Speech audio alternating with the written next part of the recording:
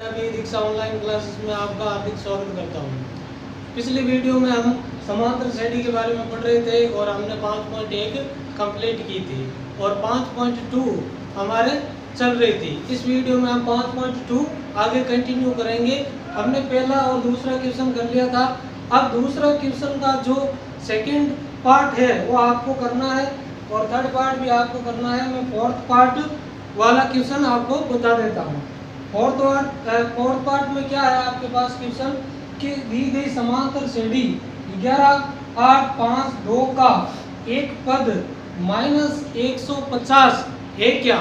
आपको क्या करना है, इस समांतर श्रेणी में आपको ये पता करना है कि ये -150 इसमें आएगा या नहीं आएगा। ठीक है, तो आपको समांतर श्रेणी दी गई है 8, 11, 5, 2। ठीक है, ये समांतर श्रेणी है आपके पास। आपको पता क्या करना है या ज्ञात क्या करना है कि -150 इस समांतर श्रेणी का एक पद होगा या नहीं होगा। ठीक है, तो हम कैसे पता करेंगे, हम निकालेंगे an का फॉर्मूला लगाकर n का मान। ठीक है, अगर n का मान इसमें क्या आ जाता है, एक पूर्ण संख्या आ जाती है या धनात्मक संख्या आती है, तब तो ये -150 इस समांतर श्रेणी में होगा। अगर वो नेगेटिव आता है या एक पूर्ण संख्या नहीं आती है तो क्या होगा, ये -150 इस समांतर श्रेणी का पद नहीं होगा। ठीक है, तो देखो हम an का सूत्र लगाएंगे। an बराबर a plus n-1 into d। ठीक है, अब देखो a आपको पता है प्रथम पद होता है, a का मतलब 8, d सारा अंतर हम निकाल लेंगे a2 माइनस a1 से, तो d आपका कितना आ जाएगा 11 माइनस 8, पीछे कितना बचेगा 3। ठीक है, अब देखो हमें ज्ञात क्या करना है, हमें ज्ञात करना है n और an आपके पास क्या दिया गया है, an आपको लेना है माइनस का 150, माइनस का 150 आपको क्या लेना है, an की जगह लेना है और n का मान हम निकालेंगे। ठीक है, तो ये सारे के सारे मान हम इस फॉर्मूले में रखते हैं। ठीक है, तो an की जगह आप क्या लिखोगे, माइनस का 150। ठीक है, a की जगह प्रथम पद आपके पास क्या है 8 प्लस n आपको पता नहीं है n-1 इंटू d आपके पास कितना है 3, तो ये 3 -150 बराबर 8। अब देखो ये 3 गुणा होगा n से, तो कितना हो जाएगा +3n और -3। ठीक है, तो देखो -150 बराबर 8 प्लस 3n माइनस 3। ठीक है, तो देखो सॉरी माइनस का 3 है। ठीक है, तो माइनस का 3 इससे गुणा करेंगे हम। ठीक है, माइनस का 3 गुणा करेंगे n से, तो क्या आएगा माइनस का 3n और माइनस का 3 गुणा होगा 1 से, तो क्या होगा प्लस का 3। ठीक है, अब देखो माइनस का 150 बराबर 8 माइनस 3n प्लस 3। अब देखो 8 और क्या हो जाएगा प्लस का 3 कितना हो जाएगा, प्लस का 11 और माइनस 3n। ठीक है, अब माइनस का 3n इस तरफ आ जाएगा और ये माइनस का 150 उस तरफ जाएगा। ठीक है, तो माइनस का 3n इस तरफ आ गया और ये 150 उस तरफ गया, तो प्लस का हो गया 150। तो 3n बराबर 11 प्लस 150 कितना हो जाएगा 161 और n बराबर 161 बट्टा 3 बट्टे में चला जाएगा। अब अगर हम इसमें भाग दें 3 का, तो कितना आएगा, n बराबर पहले जाएगा 5 बार भाग, फिर बचेगा 1, तो 11 में 3 का भाग पूरा नहीं जाएगा। ठीक है, n का मान क्या आया 5 से 11 बटा 3। इसका मतलब n एक पूर्ण संख्या नहीं है। अब n अगर पूर्ण संख्या नहीं है तो हम क्या कह सकते हैं कि माइनस का 150 इस समांतर श्रेणी का कोई सा भी पद नहीं होगा या इस समांतर श्रेणी में नहीं आएगा। हम क्या लिखेंगे, माइनस का 150 माइनस 150 समांतर श्रेणी में नहीं आएगा। ठीक है, तो ये आपका फाइनल आंसर होगा, उत्तर होगा।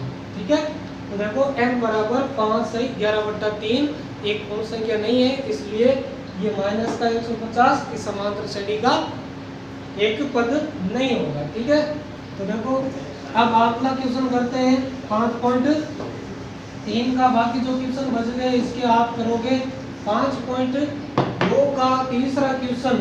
देखो तीसरा क्वेश्चन क्या कह रहा है कि यदि समांतर श्रेणी का छठा पद तथा 17वां पद क्रम से 19 तथा 41 है तो आपको 40वां पद ज्ञात करना है। ठीक है, आपकी बार ये थोड़ा सा अलग क्वेश्चन आया है, आपको 2 पद दिए हैं और एक पद आपको पूछा है। ठीक है, आपको क्या दिया गया है, छठा पद। छठा पद का मतलब क्या होता है, A6, और A6 आपको कितना दिया है, वो दिया है आपको 19, और एक पद आपको दिया है 17वां पद।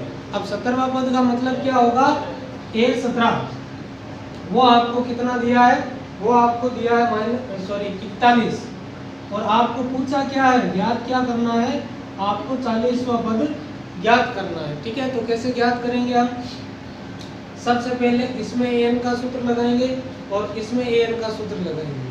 प्रथम पद और सार अंतर आपको पहले निकालना पड़ेगा, फिर वापस हम an का सूत्र लगाकर a और d का मान इसमें रखकर हम क्या निकालेंगे, 40वां पद। ठीक है, तो देखो इसमें अगर हम an का सूत्र लगाएं तो इसके लिए n का मान कितना लेना पड़ेगा हमें, 6, क्योंकि इसका जो पद क्रमांक है वो कितना है, 6 है। ठीक है, तो देखो an बराबर क्या होता है, a plus n-1 into D. ठीक है, तो इसके लिए आपके पास ना तो आपको प्रथम पद पता है ना सार अंतर पता है, तो आपको सार अंतर और प्रथम पद को ऐसे ही रखना है। ठीक है, n की जगह आप क्या लिखोगे, 6, a plus 6 minus 1 into D. अब देखो A6 या A6 का मान कितना दे रखा है आपको, 19, तो यहाँ पर हम क्या लिखेंगे, 19, और बराबर a प्लस 6 माइनस 1 कितना हो जाएगा, 5, और इंटू डी। तो देखो यहाँ पर एक आपके पास समीकरण बन गया। ठीक है, यह हो जाएगा समीकरण नंबर 1। ऐसे आपको एक समीकरण बनाना पड़ेगा, एक और एक बनेगा इससे। ठीक है, फिर उन दोनों को सॉल्व करके हम a और d का मान निकाल लेंगे। ठीक है, तो देखो आपके पास अब इसमें an का हम सूत्र लगाते हैं, तो देखो n की जगह आपको क्या लेना है, आपकी बार 17। अब की बार इसका जो पद क्रमांक है वो कितना है, 17 है, तो इसमें हम मान रखते हैं, तो a 17 बराबर a प्लस n की जगह क्या लिखेंगे, 17 माइनस 1 और इंटू डी। a 17 का मान कितना है आपके पास, 41, कितना है, 41, तो यहाँ तो 41 लिख देंगे, और यहाँ a प्लस 17 माइनस 1 कितना, 16, और ये d गुनेंगे, तो ये आपका क्या बन गया, समीकरण नंबर 2। आपको ऐसे समीकरण नंबर 1 और 2 बनाना पड़ेगा, और फिर यहाँ से हम क्या कर लेंगे, a और d का मान ज्ञात कर लेंगे। ठीक है, तो अब हम क्या करेंगे, समीकरण नंबर 2 में से माइनस करेंगे समीकरण नंबर 1 को। ठीक है, समीकरण नंबर 2 में से समीकरण नंबर 1 घटाएंगे। ठीक है, तो घटाने पर क्या आएगा, देखो समीकरण नंबर 2 आपके पास क्या है, a प्लस 16d बराबर 41, और समीकरण नंबर 1 में क्या है आपके पास, a प्लस 5d बराबर 19। अब इसको घटाएंगे तो इसके जो भी चिन्ह होंगे वो क्या हो जाएंगे, चेंज, जो प्लस का होगा माइनस का, और जो माइनस का होगा वो प्लस का। ठीक है, तो देखो प्लस का है माइनस का है, ये आपस में कैंसिल हो जाएंगे, और 16d में से 5d घट जाएगा तो पीछे कितना बचेगा, 11d, और इधर देखो 41 में अगर हम 19 घटाएं तो पीछे कितना बचता है, 22, कितना बचेगा, 22, तो d बराबर क्या हो जाएगा, 22/11, 22/11। अब 22 में 11 का भाग देंगे तो डी का मान क्या आएगा 2। डी का मान 2 आ गया। अब देखो डी का मान 2 आने पर हम क्या करेंगे, ए का मान निकालेंगे। अब ए का मान कैसे आएगा, या तो समीकरण नंबर 1 में या समीकरण नंबर 2 में हम क्या कर देंगे, डी का मान रख देंगे और फिर ए का मान निकाल लेंगे। तो हम क्या करेंगे, डी का मान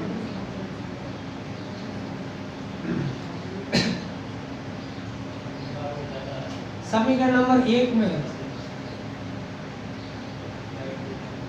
रखने पर डी का मान समीकरण नंबर 1 में रखेंगे तो देखो समीकरण नंबर 1 क्या है, a प्लस 5d बराबर 19। तो a प्लस 5 इंटू डी की जगह हम क्या रख देंगे 2 और बराबर में 19। a प्लस 10 बराबर 19 और a बराबर 19 माइनस 10 उस तरफ चला जाएगा, तो a बराबर 9। तो a प्रथम पद आपके पास क्या आ गया 9 और सार्वंतर d आपके पास कितना आ गया 2। अब हम आराम से a 40 निकाल सकते हैं क्योंकि आपके पास प्रथम पद है, सार्वंतर है और पद क्रमांक आपको लेना है 40 या n का मान क्या लेना है 40। तो हम निकालते हैं an का सूत्र लगाकर। तो an का सूत्र क्या है, an बराबर a plus n minus 1 into D. अब आपको n का मान क्या लेना है 40, ठीक है। हम a 40 को ज्ञात कर रहे हैं, ठीक है। तो n का मान क्या लेना है आपको 40 लेना है।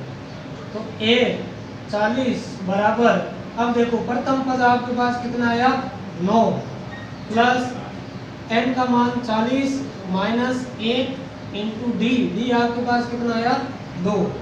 a 40 बराबर 9 प्लस 40 में से 1 चला गया, पीछे कितना बचेगा 39 इंटू 2। a 40 बराबर 9 प्लस 2 को 9 से गुणा करेंगे तो कितना आएगा 18, असल का 1 और 6 1 7 कितना आ जाएगा 78। अब 78 और 9 जोड़ेंगे तो कितना आएगा 87, कितना आ जाएगा 87। तो a 40 का मान कितना आएगा 87। तो ऐसे आप क्या कर सकते हो, कोई सा भी पद ज्ञात कर सकते हो, लेकिन आपको पहले प्रथम पद और सार्वंतर निकालना पड़ेगा और उसके लिए आपको 2 समीकरण बनाने पड़ेंगे। समीकरण कहाँ से बनेंगे, आपको जो 2 दिए गए पद होंगे उससे 2 समीकरण बन जाएंगे। उससे आपको प्रथम पद और डी निकालना पड़ेगा और फिर हम कोई सा भी पद निकाल सकते हैं, ठीक है। अब देखो अगला क्वेश्चन, प्रश्न नंबर 4। इसमें क्या दे रखा है, इसमें ये दे रखा है कि किसी समांतर श्रेणी के तीसरे और 9वें पद क्रम से 4 और -8 है तो इसका कौन सा पद शून्य होगा। अब देखो ये क्वेश्चन भी पिछला जो हमने क्वेश्चन किया उसके जैसा ही है, लेकिन इसमें थोड़ा सा अलग क्या दिया है कि आपको बताना है कि इसमें कौन सा पद क्या होगा शून्य होगा, ये आपको बताना पड़ेगा, ठीक है। तो हमें क्या ज्ञात करना पड़ेगा, इसके लिए हमें शून्य के लिए n ज्ञात करना पड़ेगा, उसका जो पद क्रमांक है वो ज्ञात करना पड़ेगा। अगर वो एक पूर्ण संख्या आती है तब तो ये होगा इसमें, और अगर नहीं आती है तो नहीं होगा, ठीक है। तो देखो आपको क्या क्या दिया गया है, आपको दिया गया है तीसरा पद। तीसरा पद आपको कितना दिया है, तीसरा पद है 4 और आपको दिया गया है 9वां पद A9 आपको दिया गया है -8 और हमें ज्ञात क्या करना है शून्य, मतलब कि इसमें कोई ना कोई शून्य आएगा पद और उसका जो पद क्रमांक है वो आपको बताना है कि इसका पद क्रमांक क्या होगा, ठीक है। तो वही तरीका वापस लगाएंगे कि देखो सबसे पहले इससे एक समीकरण बनाएंगे, फिर इससे एक समीकरण, फिर प्रथम पद सार्वंतर ज्ञात करेंगे और फिर वहां से n का मान निकाल लेंगे, ठीक है। तो मैं an का फॉर्मूला लगाऊंगा इसमें, an बराबर a plus n minus 1 into D. अब देखो इसके लिए n का मान क्या होगा 3, a और d आपको पता नहीं है तो इसको ऐसा का ऐसा रखना है, n की जगह हम क्या लिख देंगे 3 और a3 का मान आपके पास कितना है 4, तो a प्लस 2d, ये एक समीकरण नंबर 1 बन जाएगा, ठीक है। ऐसे ही मैं सीधा समीकरण 2 बना रहा हूँ, आप बनाकर देख लेना, ये फॉर्मूला लगाना है an का, ठीक है। तो ये समीकरण क्या बनेगा आपके पास माइनस का 8 बराबर a प्लस 8d, इसमें क्या हो जाएगा 8d आ जाएगा।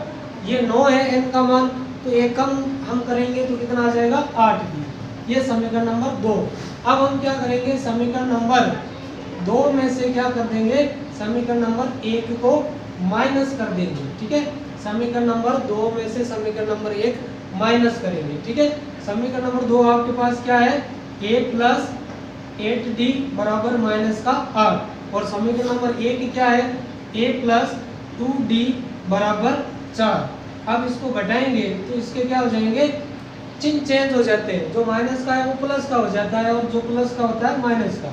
a से a कैंसिल, 8 में से 2 चले गए तो 6d बचेगा, और यहाँ माइनस का 8 माइनस का 4 माइनस का 12, तो d का मान क्या आ जाएगा माइनस का 12, ये बट्टे में जाएगा 6। अब माइनस 12 में 6 का भाग देंगे तो d का मान क्या बचेगा माइनस का 2, कितना आएगा माइनस का 2।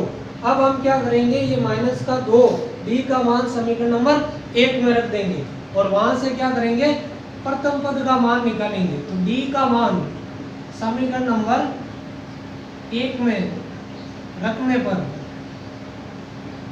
अब समीकरण नंबर 1 में हम d का मान रखते हैं, तो देखो समीकरण नंबर 1 क्या है, a प्लस 2 इंटू d आपके पास क्या है माइनस का 2, और बराबर क्या है 4। a प्लस 2 गुना होगा माइनस 2 से, तो माइनस का 4 और बराबर 4। अब ये 4 उस तरफ जाएगा तो प्लस का 4, और a बराबर क्या आ जाएगा 8। ठीक है, अब आपके पास एक प्रथम पद आ गया 8 और सार अंतर आ गया माइनस का 2। अब हम क्या निकालेंगे, an बराबर 0 के लिए n का मान निकालेंगे। हमें शून्य पद के लिए पद क्रमांक निकालना है। ठीक है, तो देखो निकालते हैं, an बराबर 0 के लिए हम n का मान निकालेंगे। तो सबसे पहले an का फॉर्मूला लगाते हैं, a plus n minus 1 into D. अब an का मान आपको कितना दिया है 0, तो यहाँ पर हम क्या लिख देंगे 0, और प्रथम पद आपको कितना दिया है 8 प्लस n आपको पता नहीं है तो n ही लिखेंगे, और d का मान आपके पास आया माइनस का 2, तो ये माइनस का 2, तो 0 बराबर 8 प्लस, अब देखो माइनस का 2 n से गुना होगा तो कितना हो जाएगा माइनस 2n, और माइनस 2 माइनस 1 से होगा तो प्लस 2 हो जाएगा। ठीक है, अब देखो ये n वाला तो घटेगा नहीं, 8 में 2 जुड़ जाएंगे तो कितना हो जाएगा 10 माइनस 2n। अब ये माइनस 2n इस तरफ आएगा तो प्लस का 2n और बराबर 10।